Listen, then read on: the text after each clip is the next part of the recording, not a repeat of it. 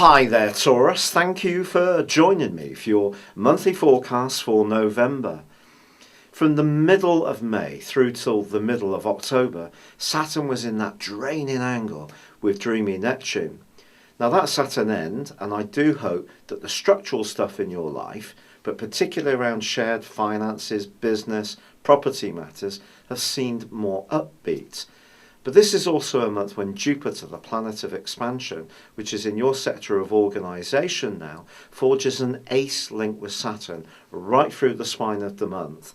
And this is going to give you a marvellous opportunity to both be progressive but also dial into the details. Now Jupiter doesn't really like details, but I think in the fair-minded Libra it gives your intellectual powers a bit of a boost. And also, of course, Libra is ruled by Venus, the same as you.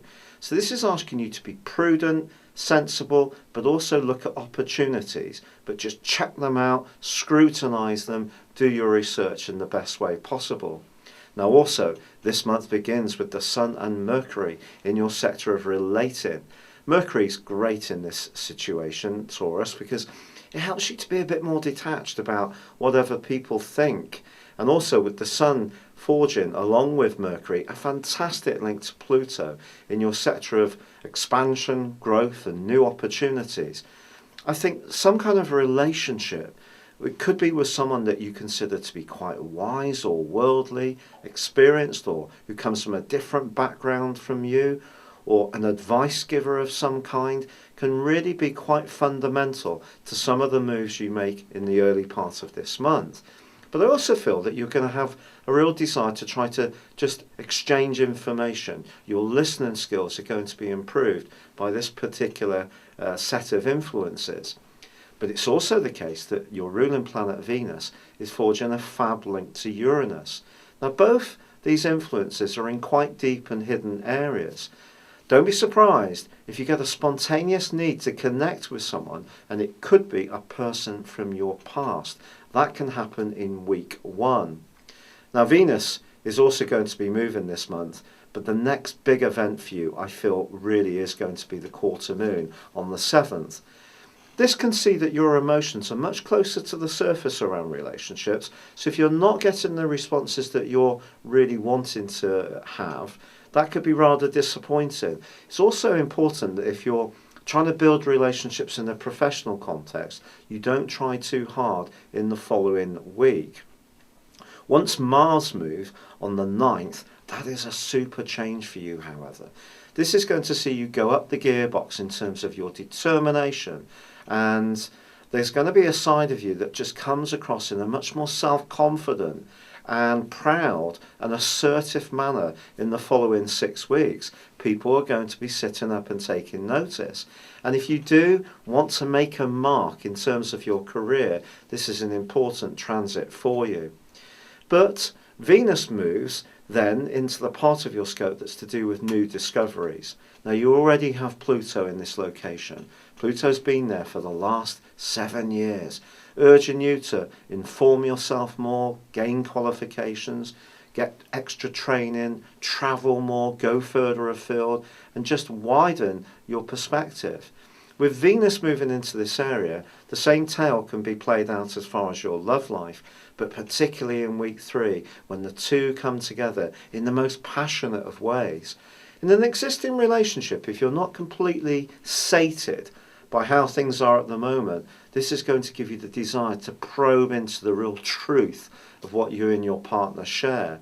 If you're single, I do feel if you're on a holiday or on a journey, there could be a fated meeting which really sees you caught up in a bit of a whirlwind and a real attraction to someone rather mesmeric. But this person may keep you guessing in some ways. There may be a real curiosity factor, or it could be a link to someone much further away from you who makes your pulse race that much quicker. But with Mercury moving, there is going to be a change of emphasis. Things get a little bit deeper, a little bit more passionate. You're less concerned by what people are telling you and what they really mean.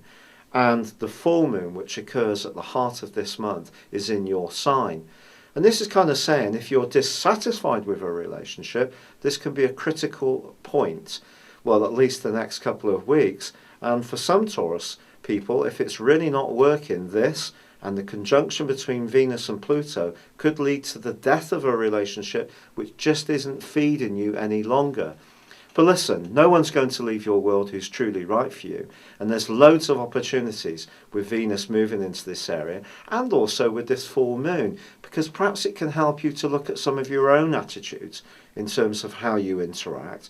So rather than being just dissatisfied, take a chance to be a bit more self-honest and see where it might lead you.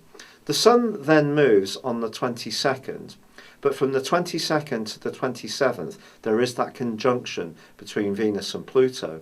And the sun itself gets deeper, moving into your 8th solar house. But despite this, Jupiter and Venus are forging a gorgeous link. I think for you, this points towards some kind of potential good fortune. And it may be that this good fortune is linked to a business situation, but where you're being more open-minded to what the opportunities can be. So stay flexible.